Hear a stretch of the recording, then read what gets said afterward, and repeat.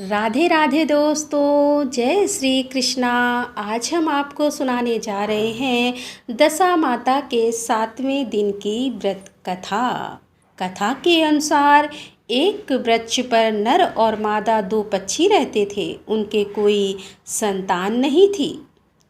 अन्य पक्षी मादा पक्षी को बोझ कहकर घृणा करते थे। मादा चिड़िया बच्चे ना होने के कारण बहुत दुखी रहती थी। एक दिन वह अपनी स्थिति पर विचार करती हुई अकेली नदी पर पानी पीने गई। वहाँ पर स्त्रियाँ दशा माता का डोरा ले रही थीं। उनका एक डोरा बच गया था। उन्हें कोई उच्च वर्ग की स्त्री नहीं दिखाई दी जिसे वह डोरा दे देती। उन्होंने सोचा कि इस चिड़िया के गले में इस डोरे को बांध देते हैं। यहाँ रोज आकर कथा सुन लिया करेंगी। इसे पूजन की विधि बता देंगे तो यह भी पूजन के दिन पूजा कर लेंगी। तदनुसार उन्होंने चिड़िया के गले में दशा माता का डोरा बांध दिया और उसे समझा दिया कि प्रतिदिन 9 दिन तक यहाँ आकर कहानी सुन लिया करो। 10वें दिन 21 गेहूं के दाने लाकर उनमें से एक दाना दशा माता के नाम से नदी में डाल देना और बाकी 20 दाने तुम स्वयं खा लेना। चिड़िया ने 9 दिन तक नियम पूर्वक दशा माता की कहानी सुनी। 10वें दिन स्त्रियों द्वारा बताई विधि के अनुसार डोरा एक एक गेहूं का दाना नदी में डालकर पारण किया और कुछ दिनों के बाद उस चिड़िया के भी बच्चे हो गए।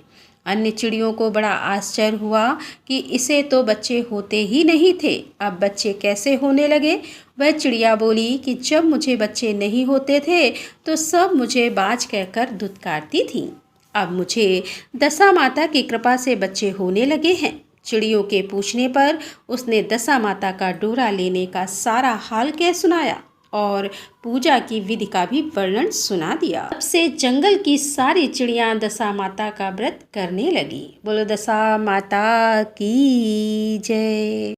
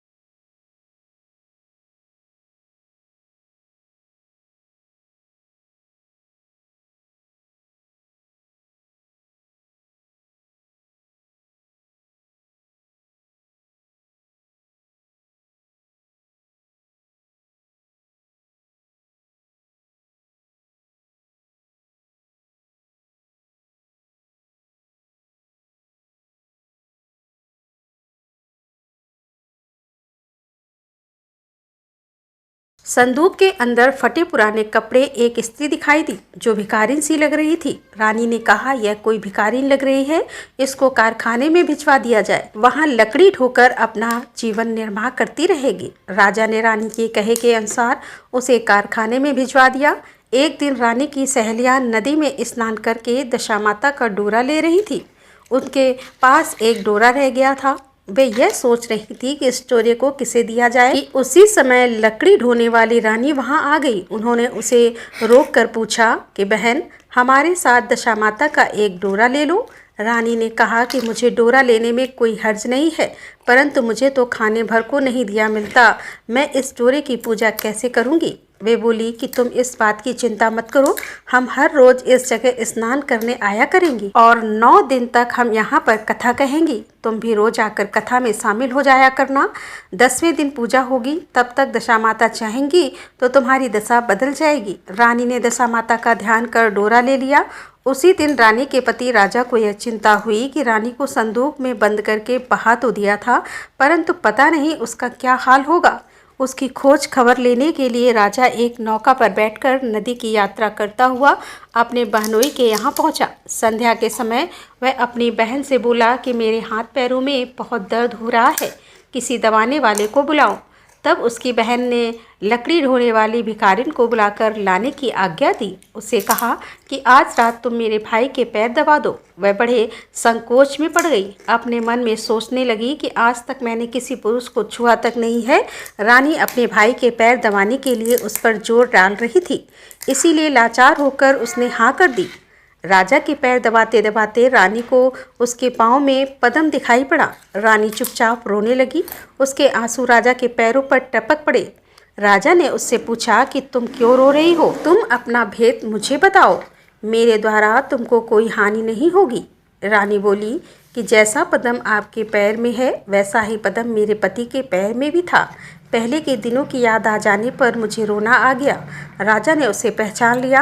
राजा बोला कि मैं समझ गया, अब तुम्हें पैर दबाने की ज़रूरत नहीं है। तुम्हारे भाग्य में जो लिखा था वह तुम्हें भोगना ही पड़ा। मैंने उसे टालने के लिए जो उपाय किया था उसका नतीजा उल्टा ही निकला।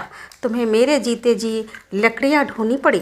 सवेरा हुआ परंतु अतिथि राजा सोकर नहीं उठा और ना पैर दबाने वाली दासी ही कमरे से बाहर निकली। राजा की बहन को चिंता होने लगी कि थोड़ी देर के बाद दासी कमरे से बाहर निकली और कारखाने में काम करने चली गई।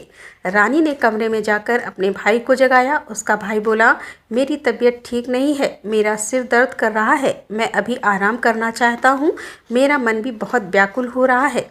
रानी ने पूछा कि आखिर बात क्या है, कुछ तो बताओ। राजा ने कहा, बड़ी शर्म की बात है कि मैंने तुम्हारी भाभी को जानबूझकर संदूक में बिठाकर तुम्हारे पास इसलिए भेजा था कि इसे यहाँ आराम से रखा जाएगा, परंतु उसे तो यहाँ लकड़ियाँ ढोनी पड़ रही हैं। उसके तुमने सारे गहने कपड़े उतार कर उसे रास्ते की भिखारिन बना दिया। उसकी बहन बोली, मैंने उसे नहीं पहचाना।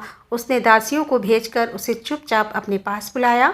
उसके आने पर बहन ने अपनी भाभी से माफ़ी मांगी और उसके पैर पकड़ लिए। कुछ दिनों तक राजा अपने बहनोई बहन के रहकर रानी को साथ लेकर राजधानी में लौट आया। रानी ने अपने महल में पहुंचकर सुहागिनों को न्योता भेजा। बड़े धूमधाम से दशा माता के डोरे की पूजा की और नगर में ढिंढोरा पिटवाया गया कि आज से अमीर गरीब सब दशा माता का डोरा लिया करे और श्रद्धापूर्वक पूजा किया करे। जिसके पास पूजन पारण के लिए धन की कमी हो तो वह महल में से ले जाया करे। जिस प्रकार रानी के दिन दशा माता ने फेरे, वैसे ही वह सबकी दशा को ठीक करे। बोल दशा माता की जय।